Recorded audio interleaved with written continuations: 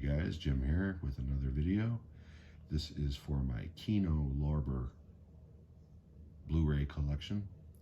I'm going to try to make this one pretty quick because I've got quite a few titles, so I'm not going to go into depth too much. But if you would be so kind to give me a thumbs up and a subscribe, and I would love to hear from you in the comments. So please, any kind of feedback, positive or negative, would be appreciated. So with that being said, here we go. Some of these have slips, some of them don't, and they are in alphabetical order. First off, we have 3 Days of the Condor.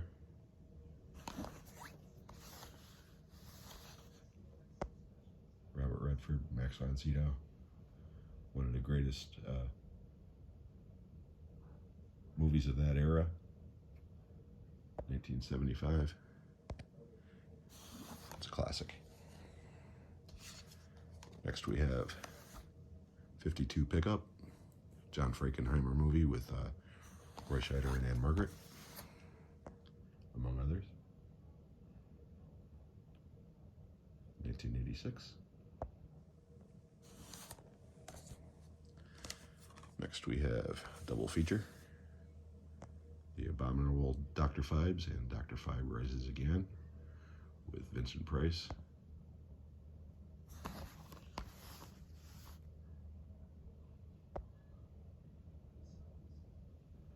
(1971, 1972, respectively).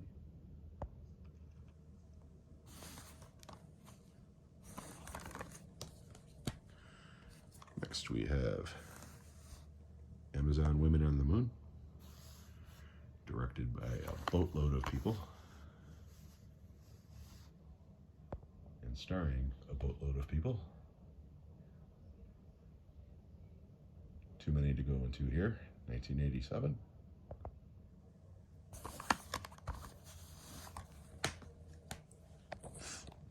Next, we have Bat 21, Vietnam movie with Gene Hackman and Danny Glover.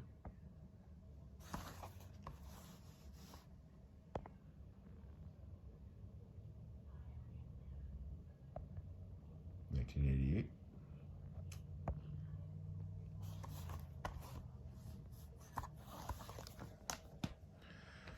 Next we have The Bedroom Window with Steve Guttenberg and Elizabeth McGovern. This is like a homage to Rear Window. 1987. Curtis Hanson, one of his first movies. He went on to do 8 Mile and LA Confidential, among other movies.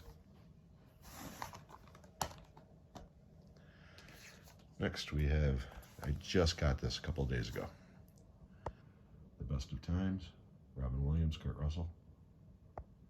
Sports comedy. Yeah, I hadn't seen this movie in 25 years at least. I watched it the other night, and it still holds up. It's still very funny. And I'm really happy to have it in my collection. That's from '86. Next we have, oh, this is great. Sam Peckinpah movie. Warren Oates starring Bring Me the Head of Alfredo Garcia. This is a great movie. I'm going to go into this movie more on a future video because this is a movie that deserves a lot more attention than it gets. Great movie. 1974. Yeah, we'll revisit that title at a later date. Next we have The Brinks Job, a William Friedkin film. He did this right after Sorcerer bombed real bad, and he said he needed a palate cleanser, and that's basically what this movie is. It's a pretty light comedy. It's not all that great, but it's got a great cast. 1978. The Brinks Job. Next we have, in my opinion, Chuck Norris's best movie. It's not my favorite movie of Chuck Norris's, but it's his best movie, well-made movie. Code of Silence. This was directed by Andrew Davis, although at the time he was known as Andy Davis before, you know, The Fugitive and Under Siege made him more respectable, I guess. But yeah, this is a good movie. It's a solid movie. 1985. He plays a Chicago cop Dennis Farina's in this. Yeah, this is a good movie. Next we have John Belushi, Blair Brown, and Continental Divide. It's a movie from my childhood because I was obsessed with John Belushi as a child. And yeah, this is a fun movie, 1981. It's a romantic comedy, and he pulls it off. He's actually quite charming in this movie.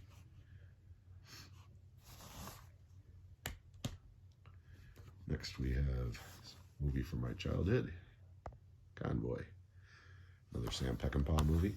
Chris Christopherson, Ali McGraw, Ernest Borgnine. That killer theme song.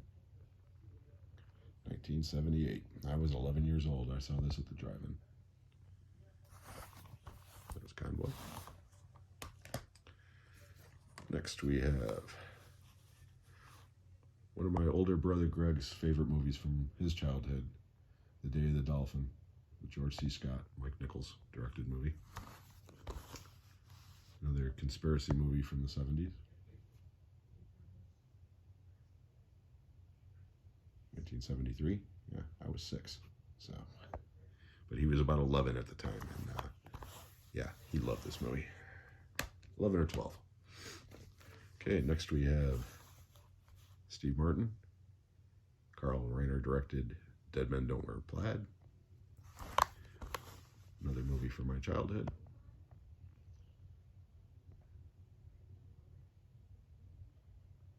'82.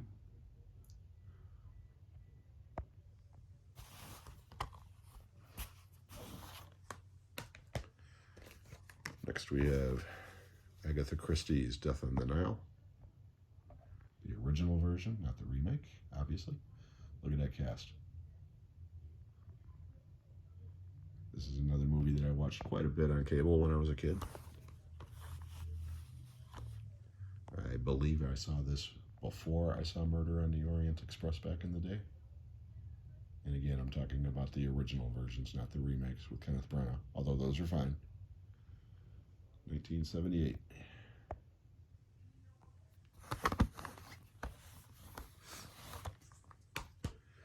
Okay, next we have Cronenberg. Eastern Promises, Viggo Mortensen, Naomi Watts, Vincent Cassel. This is a solid movie. It's not your typical Cronenberg movie, but it's solid.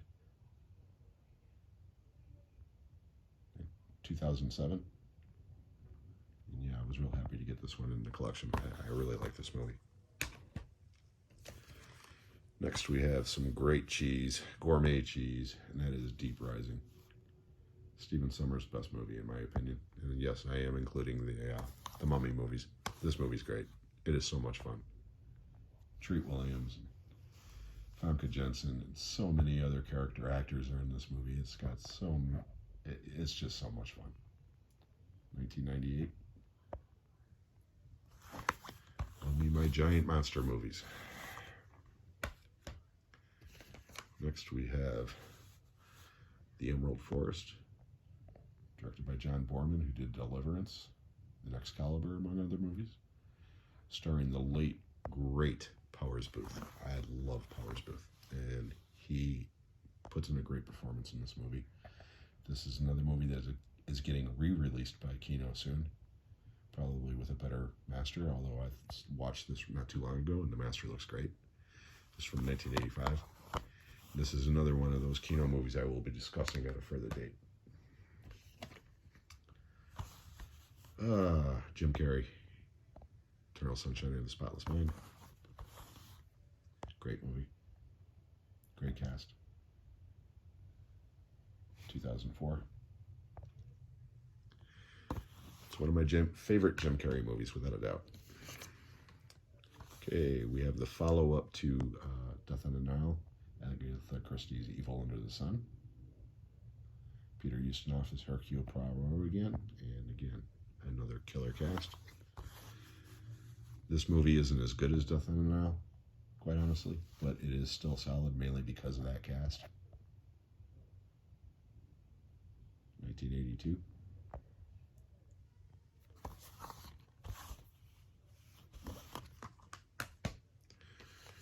Next we have Fistful of Dollars, Clint Eastwood, with a slip.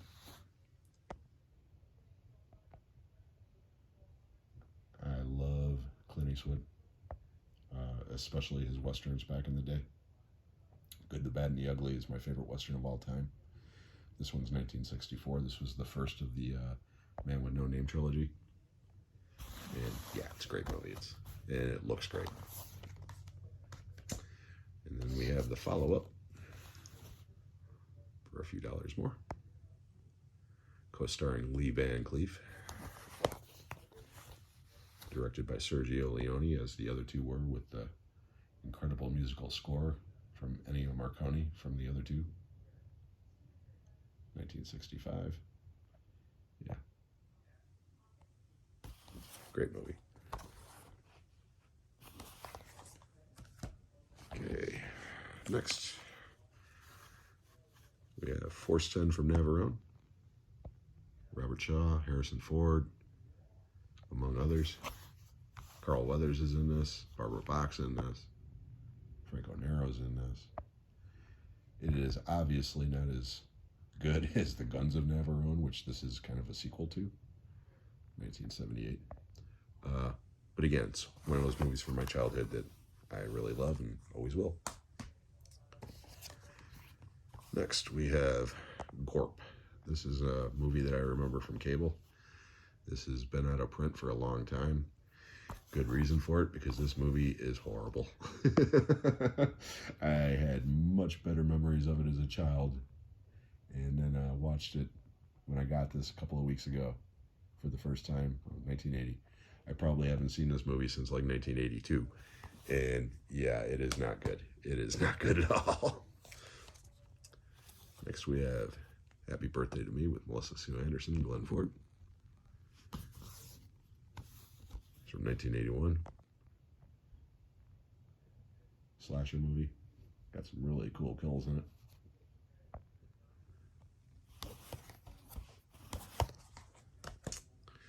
Next we have Paul Schrader's Hardcore with George C. Scott and Peter Boyle. This is a very, very good movie, but it's hard to watch. And again, this is another one that I will be getting into in a future video. 1979. Hardcore. Great movie. Next we have a double feature with a slip, FX and FX2, with Brian Brown and Brian Dennehy in both. I love the original FX. Don't really care for the second one, but the first one's great. 1986 and 1991. And again, I got this reasonably cheap, so I was happy to get it. And again, I really enjoy the first FX movie. I think it's great. Next, we got some more good gourmet cheese. John Woo's Hard Target with Jean-Claude Van Damme. This is probably my favorite Van Damme movie. And it's not, although he's fine, you know, but the main reason is because Lance Henriksen and the guy from The Mummy, I'm sorry, I'm blanking on his name all at once. But the two of them are the two main villains, and they just have so much fun. 1993. Plus, it's got Wilford Brimley giving the worst Cajun accent of all time, but this movie is just, it's so much fun. Yeah, Hard Target. Next we have Michael J. Fox and James Woods in The Hard Way, directed by John Badham, who's a very underrated, great director. This movie's a lot of fun. I enjoy this movie a lot. A lot of people didn't like it that much. I thought it was hilarious. 1991. Stephen Lang from Don't Breathe and Avatar and a million other things. He's the bad guy in this movie, but yeah, The Hard Way. It is. It's a solid, fun action comedy. Next, we have more Clint Eastwood Western goodness with High Plains Drifter.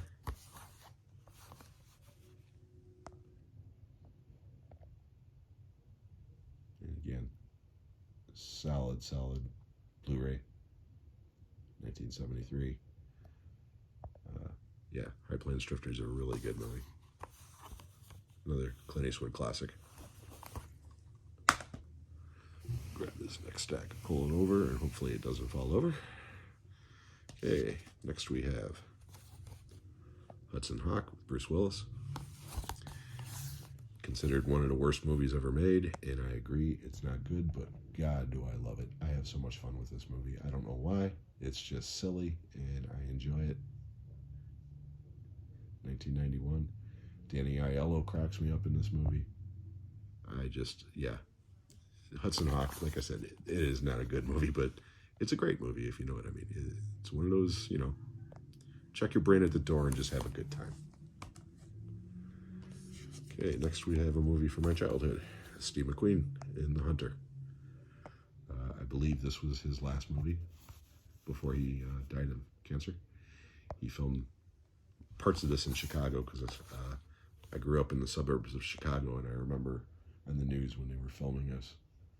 But it's not as good as I remember it as a child, but it's still decent. I mean, it's Steve McQueen and Eli Wallach, and LeVar Burton's in this too, 1980. Again, it's not going to win any awards, but for what it is, it's a fine movie. Next we have Keenen Ivory Wayans starring and directing I'm Gonna Get You Sucker. It's a spoof of the blaxploitation movies. I'm sure most people know this movie by now. Although I'm sure if there's any younger viewers out there, they might never have heard of this movie, but it's funny as hell. 1988. This was pre In Living Color.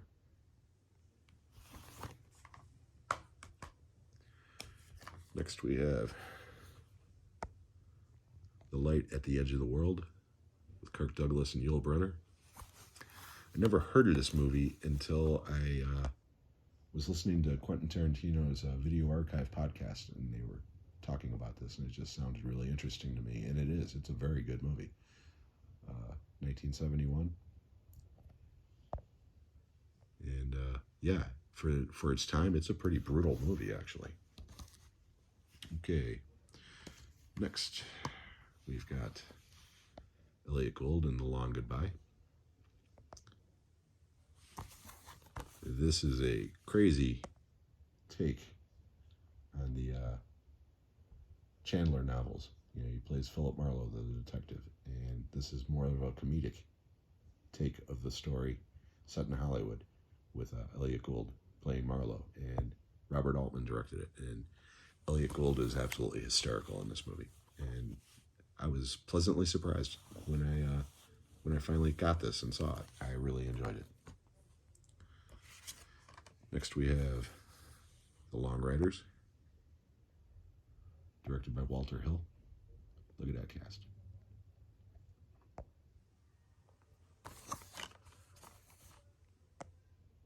This is a really good version. It looks great, sounds great. 1980. It's got some excellent special features. This is a really solid release. Long Riders. Next we have the original OG Burt Reynolds starring The Longest Yard. The Adam Sandler version is fine for what it is. I grew up with this movie. My dad was a huge Burt Reynolds guy. And yeah, I absolutely love the original version. I will always love the original version, 1974. And again, this version looks great.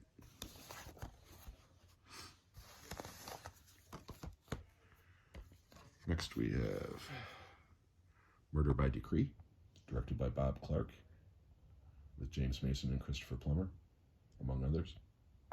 This is a Jack the Ripper meets Sherlock Holmes movie.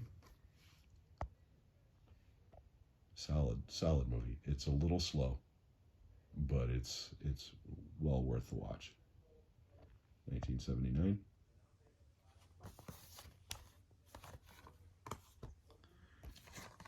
Next we have another movie from my childhood, My Bodyguard, starring a very, very young Adam Baldwin and Matt Dillon, and Chris Makepeace, who was in Meatballs and Vamp. This is another one of those movies from my childhood that I used to watch on cable a lot, 1980, and absolutely loved it, and still do. This brought back a lot of good nostalgic memories when I watched this again. Next, we have My Science Project, John Stockwell, Fisher Stevens, and Dennis Hopper. This came out in '85, the same summer that that was the science movie summer. That was when Weird Science and Real Genius, and this came out within a month of each other. But this is a fun movie. It's not a classic or anything like that, but it's a fun movie. Next, we have Stephen King's Needful Things with Max von Sydow and Ed Harris and Bonnie Bedelia and a bunch of other people. The thing that I was most excited about this version is that it has the original theatrical version, but it also has the TV version, which has like an extra hour worth of footage in it. And yeah, they edited out the swearing and some of the violence for the TV cut, but those extra scenes make it such a better story. It's more faithful to the book, and I really enjoyed that version. So yeah, that's Needful Things. Next, we have Mel Brooks' classic, The Producers, with Gene Wilder and Zero Mostel. I own a Mel Brooks box set, but it did not include The Producers for some reason. I'm assuming it was for rights or something, 1968. But yeah, this movie's a classic. Next, we have The Puppet Masters, which is basically just a Body Snatchers ripoff, but it's entertaining for what it is, and Donald Sutherland's great as always. 1994.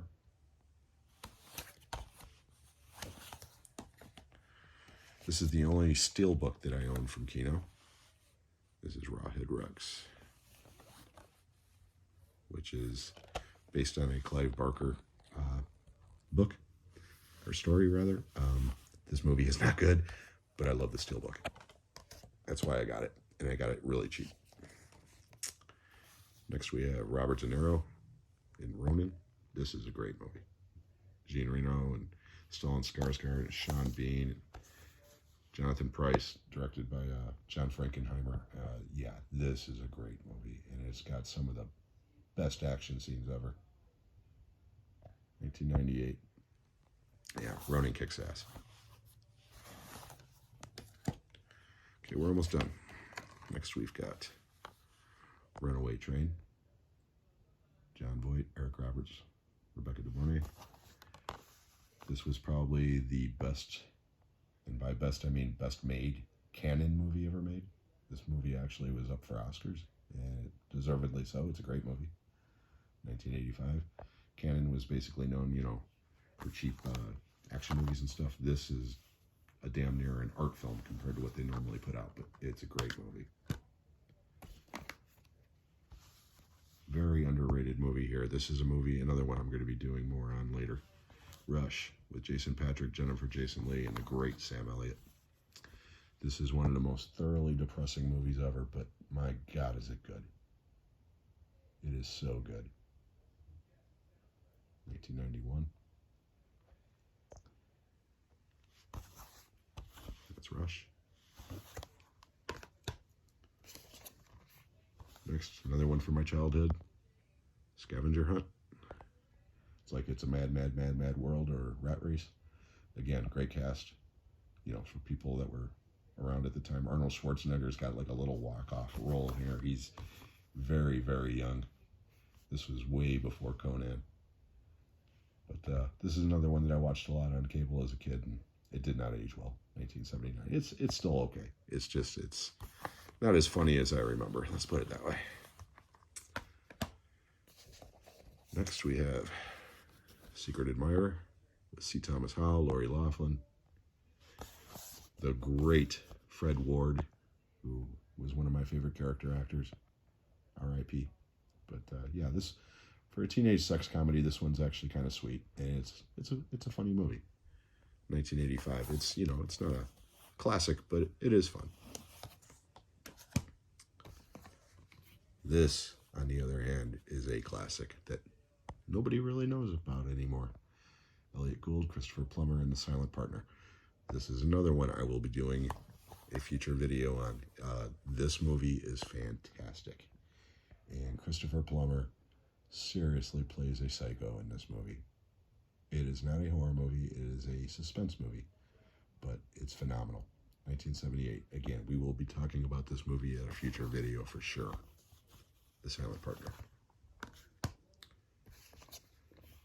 Next, we've got The Soldier, directed by James Glickenhaus, starring Ken Wall.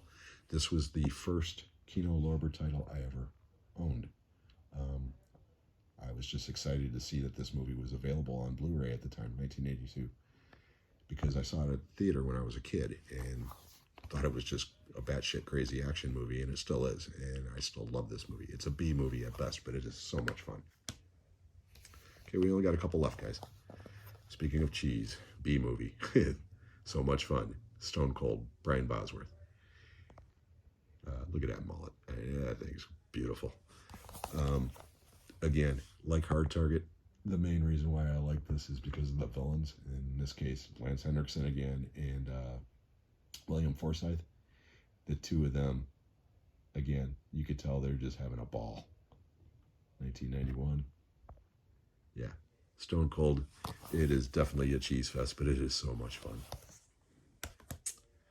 Okay, next we have The Taking of Pelham 123, the original version with Walter Matthau, Robert Shaw, Martin Balsam, Hector Elizondo, among others. Yeah, this is a classic, and it's a great movie.